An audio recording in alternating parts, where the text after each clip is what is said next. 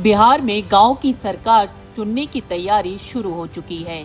पंचायत चुनाव 2026 को लेकर राज्य निर्वाचन आयोग ने अपनी तैयारियां तेज कर दी हैं।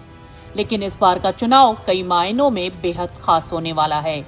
वजह है आरक्षण रोस्टर में बड़ा बदलाव, पंचायतों का नया परिसीमन और चुनाव प्रक्रिया में हाईटेक तकनीक का इस्तेमाल। 4000 से ज्यादा पंचायतों और 55,000 से अधिक वार्डों का आरक्षण बदल सकता है, जिससे गांव की राजनीति का पूरा समीकरण बदलने वाला है। इतना ही नहीं, एआई, बायोमेट्रिक सिस्टम और विशेष ईवीएम के जरिए चुनाव को पहले से ज्यादा पारदर्शी बनाने की तैयारी है। आखिर कब होंगे चुनाव और क्या क्या बदलने वाला है, देखिए हमारी ये खास रिपोर्ट। राज्य निर्वाचन आयोग की तैयारी के अनुसार बिहार में पंचायत चुनाव अक्टूबर और नवंबर के महीने के दौरान 9 चरणों में कराए जा सकते हैं। मौजूदा पंचायत प्रतिनिधियों का कार्यकाल दिसंबर 2026 तक है, इसलिए उससे पहले चुनाव प्रक्रिया पूरी करनी होगी।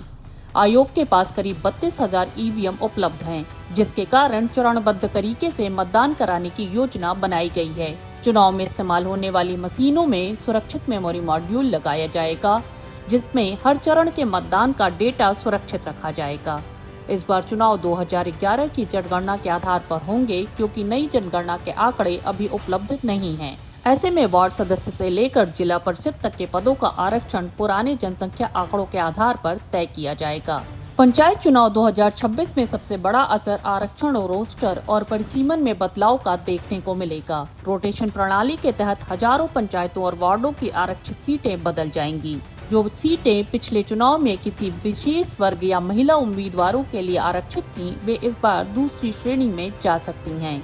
इससे कई मौजूदा जनप्रतिनिधियों के चुनावी समीकरण बदल सकते हैं। वहीं चुनाव को निष्पक्ष और पारदर्शी बनाने के लिए मल्टी पोस्ट ईवीएम, बायोमेट्रिक सत्यापन, ओसीआर आधारित मतगणना प्रणाली और एआई संचालित जार्विस मॉनिटरिंग सिस्टम का उपयोग किया जाएगा। संवेदनशील मतदान केंद्रों पर लाइव वेबकास्टिंग भी होगी, जिससे राज्य निर्वाचन आयोग सीधे मतदान प्रक्रिया पर नजर रख सकेगा। चुनाव को लेकर दावा, आपत्तियों के निपटारे और अंतिम गजट प्रकाशन की प्रक्रिया अंतिम चरण में है। माना जा रहा है कि अगस्त के अंतिम सप्ताह या सितंबर के पहले पखवाड़े तक पंचायत चुनाव की अधिसूचना जारी हो सकती है। इसके बाद गांव की सरकार चुनने की सबसे बड़ी लोकतांत्रिक प्रक्रिया शुरू होगी। अब सभी की नजर इस बात पर है कि नया आरक्षण रोस्टर किस पंचायत का राजनीतिक भविष्य बदलता है और पंचायत चुनाव की तारीखों का ऐलान कब होता है।